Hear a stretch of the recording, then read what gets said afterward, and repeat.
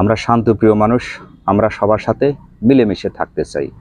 কিন্তু এর মানে এইটা না যে আমাদেরকে যেভাবে ইচ্ছা সেইভাবে তোমরা দাবায় রাখবা, এটা প্রশ্নই আসে না। ওই দিন শেষ। এখন নতুন করে আমাদের বাংলাদেশ স্বাধীন করেছে আমরা। পয়েন্টে আসি, লাইনে আসি। কাউকে পা চাটার কোনো সুযোগ নাই, কাউকে তেল মারার কোনো সুযোগ নাই।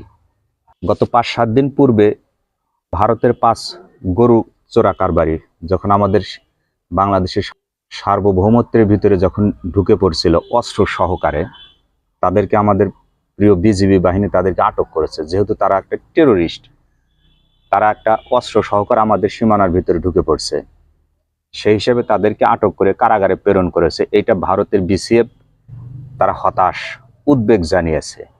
কারণ দীর্ঘ 16 বছর তারা বাংলাদেশের বিজেপিকে কোণঠাসা করে দাবিয়ে রাখছিল। কারণ তাদের উপরে ছিল এক প্রভুভক্ত মনিব পাঁচ-আটা গোলাম জালিম সরকার, যার কারণে তাদেরকে 16 বছরের ভিতরে একটা বন্দুকের গুলি ফায়ার করতে দেওয়া হয় নাই। আমাদের স্বদেশের মাতৃভূমি রক্ষার যে বিডিআর বাহিনীগুলো ভুলবশত তাদের সীমানায় একদিন ঢুকে পড়ছিল, তারা তাদেরকে গুলি করে মেরেছে। আমাদেরকে মনে আছে সেই কথাগুলো। আমাদের ফেলানিকে তারা হত্যা করে কাঁটাতারে পুরে যেভাবে ঝুলে রাখছে, জাতি তা এখনো সেই বেদনা ভুলতে পারে নাই। আমরা কোনো প্রকার হিংসা বিদ্বেষ মারামারি চাই না। এখন থেকে ফুলের বদলা ফুল, ভালোবাসার বদলা ভালোবাসা, গুলির বদলা গুলি, যেটা পছন্দ করো। আমাদের প্রিয় মাতৃভূমি স্বদেশ, আমাদের প্রিয় ভাইরা যেভাবে রক্ষা করতে হয় তারা সেইভাবে রক্ষা করবে। কারণ এই মুহূর্তে কোনো প্রভুভক্ত গোলাম ভক্ত পাঁচাটা কোনো জালিম স্বৈরা শাসক নাই। তোমাদের দেশ বিশাল বড়, তোমরা সেইভাবে নিয়ে সেটা নিয়েই থাকো। কখনো আমাদেরকে উস্কানিমূলক তোমরা ফিঙ্গার দেওয়ার চেষ্টা করো না। যদি এরকম ভাবে উস্কানিমূলক ফিঙ্গার দেওয়ার চেষ্টা করো, আমাদের প্রিয় উপদেষ্টা তোমাদেরকে একটা কথা বলেছে, যদি বেশি বাড়াবাড়ি করো 7 সিস্টার ভেঙে যাবে, তখন বুঝবা তোমাদের প্যারা কেমন লাগে। আমরা তোমাদের বিষয়ে কোনো নাক গলাতে চাই না, তোমরা আমাদের বিষয়ে কোনো নাক গলাতে এসো না। তোমরা তোমাদের হালে থাকো, আমরা আমাদের হালে থাকি। আমাদের প্রিয় জন্মভূমি মাতৃভূমি প্রিয় বাংলাদেশ কিভাবে সামনের দিকে আগায় নেওয়া যায় আমরা সেইভাবেই আছি। তোমাদের দেশ বিশাল বড়, আয়তনে বড়, থাকো সেটা তোমরা নিয়ে, ওটা আমাদের দেখার বিষয় না। আমরা আছি আমাদের দেশ কিভাবে সামনের দিকে আগায় নেওয়া যায়। তোমাদের দেশে 26 লক্ষ লোক এসে আমাদের দেশে চাকরি করে, কই আমরা তো কিছু বলি না। তোমরা এত উন্নত দেশ, তোমাদের লোক কেন আমাদের দেশে এসে চাকরি করবে? সামান্য কিছু হলেই বলো পেঁয়াজ দেবো না, মরিচ দেবো না, টমেটো দেবো না, আলু দেবো না। আমরা কি তোমাদের কাছ থেকে মাংনা খাই নাকি? টাকা দেই, টাকা দেই, টাকার বিনিময়ে তোমরা আমাদেরকে এইসব পণ্য দাও। একটা কথা আছে, বাঙালি ধান ছিটালে কাই আর কোনো অভাব আছে? আমরা টাকা দিয়ে কিনে খাই, তোমরা আমাদেরকে মাংনা দাও না যে তোমাদের কাছে ধর্ণা ধরতে হবে। রেজেক একমাত্র উপর আল্লাহর কাছ থেকে আসে, তোমাদের কাছ থেকে আসে না। তোমরা কখনো এটা ভেবো না যে আলু বন্ধ করবা, পেঁয়াজ বন্ধ করবা, কাঁচামরিচ বন্ধ করবা, চাউল বন্ধ করবা, ওই দিন শেষ। রেজেক স্বয়ং উপর আল্লাহ থেকে আসে, তোমাদের কাছ থেকে আসে না।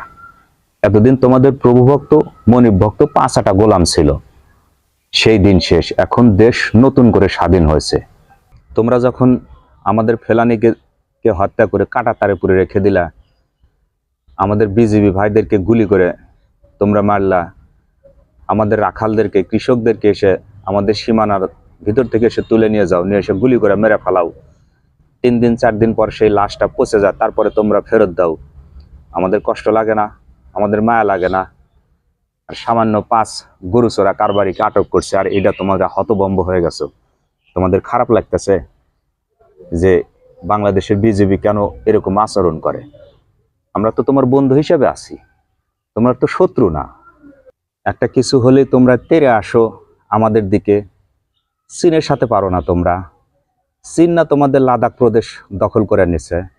কই ওদের কাছে তো হাও তো করতে পারো না, কিছুই করতে পারো না ওদের সাথে। করিডোর না চীন নজরদারিতে রেখেছে, কেন তাদের সাথে কিছু করতে পারো না? কিছু হলেই ফারাক্কার গেট খুলে দাও, ত্রিপুরার গেট খুলে দাও, বাঙালিকে ভাতে মেরবা, এবার পানিতে মেরবা, ওই দিন শেষ। আমরা কয়জন আছি তোমাদের দেশে চাকরি করি, তোমাদের দেশে এত লোক না আমার দেশে এসে চাকরি করে, কামলার মতো এসে খাইতে টাকাগুলা তো তোমাদের দেশে পাঠায়। এটা তোমাদের মনের ভিতরে একটু কৃতজ্ঞতাবোধ লজ্জাবোধ জাগে না? তোমরা এত উন্নত দেশ, আর তোমার দেশের লোক এসে আমাদের দেশে কামলা খেটে যায়, টাকা পাঠাও তোমাদের দেশে। আমরা কয়জন আছি তোমাদের দেশে যা বসবাস করি?